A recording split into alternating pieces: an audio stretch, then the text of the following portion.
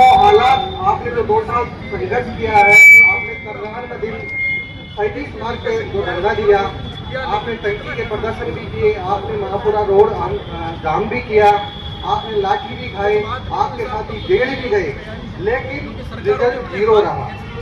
15% bonus से 6 साल की नौकरी लगे हैं, लेकिन जिन साथियों को नौकरी नहीं हुई है जो प्रधानमंत्री यहाँ 37 मार्च पर पड़े रहे और हर आंदोलन की बात की, उन लोगों को नौकरी नहीं मिली। नौकरी उन लोगों को मिली है जो घर पर, तो ये कहीं कहीं अत्याचार है, ये गलत हुआ है। और आप सभी जो साथी बहुत देखता रहता हूँ हमने भी संघर्ष किया, संघर्ष को बना रहे हैं, संघर्ष में चेहरे बदलते हैं, सरकारों का संरक्षण होती है। पहले उन्होंने संघर्ष किया, उसके बाद रोज संघर्ष है, अब नए लोग आए हैं, तो संघर्ष जब तक चलेगा आस जिंदा रहती है, और आस अगर जिंदा है तो सरकार भी डूबती है। आज इतनी संख्या में आए हैं तो मैं ये मानता हूँ कि आप नौकरी के अधिकार हो, सरकार डूबेगी और नौकरी भी देगी।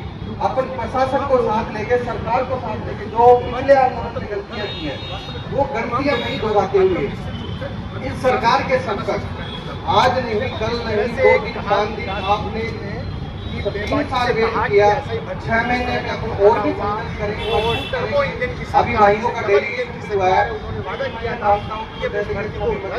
नहीं हुआ है, आंदोलन किया है, तो मैं प्रशासन से करना चाहता हूँ कि आपने जो डेलीगेशन करवाया है उससे हम ना आप उच्च स्तर पर जन सुनवाई के अंदर का डेलीगेशन नहीं होता है, उच्च स्तर पर आप सचिवालय ले जाइए और हमारे साथियों का डेलीगेशन कराइए, जिससे हमारी बात ऊपर तक पहुंच सके। नहीं, जन सुनवाई के अंदर तो सर ज्ञापन दिया जाता है, हमने हजारों नहीं करोड़ों ज्ञापन दिए हैं सरकार में, कांग्रेस सरकार में, बीजेपी सरकार में भी ज्ञापन को लेकर एक कूड़ेदान को प्रोटेक्ट किया जाता है, उनका इम्प्लीमेंटेशन होता ही नहीं है, ना कोई जवाब आता है।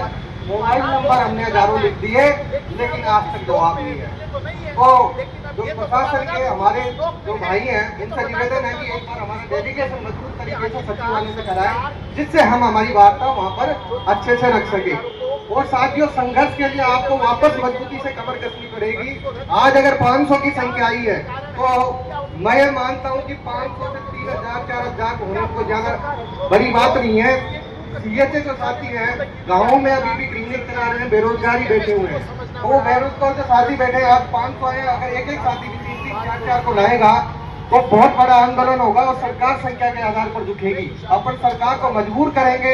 विधानसभा चलने वाली है, विधानसभा के आपके जो भी बीजेपी के विधायक हैं, चाहे कांग्रेस के विधायक, उनसे आपको निवेदन करना पड़ेगा, बोलना पड़ेगा। अगर नहीं बोलते तो आप उनके घर पर बैठ जाओ कि आप हमारी मांग विधानसभा में उठाओ, विधानसभा में प्रश्न चिन्ह लगाओ कि सीएचए को बीजेपी सरकार ने नौकरी क्यों नहीं दी।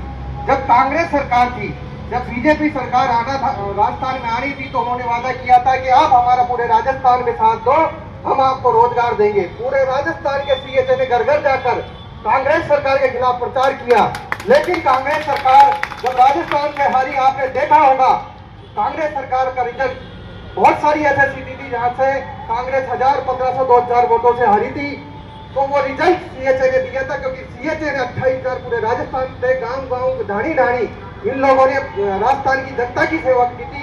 और इनके आंदोलन का जब इन्होंने रोजगार का कांग्रेस सरकार ने उठाया था, तो वो पूरा मोहल्ला, वो पूरा गांव बहुत दुख किया था कि इन बच्चों ने हमारी कोरोना में सेवा की थी, इनको रोजगार से हटा दिया। तो आज वही इस साल को बने, इस सरकार को बने हुए 2 साल हो चुके।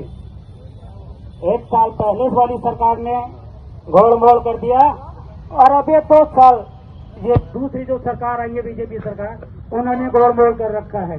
बाकी हम तो सिर्फ सरकार से यही कहना चाहते हैं कि सबको रोजगार दे रहे हो, तो जो एमएसडीएफ लागू है उनको करने में क्या दिक्कत हो रही है। हमें तो सरकार से सिर्फ यही पूछना है कि जब कोरोना काल में हम आगे होकर हर घर घर जाकर सब व्यक्तियों से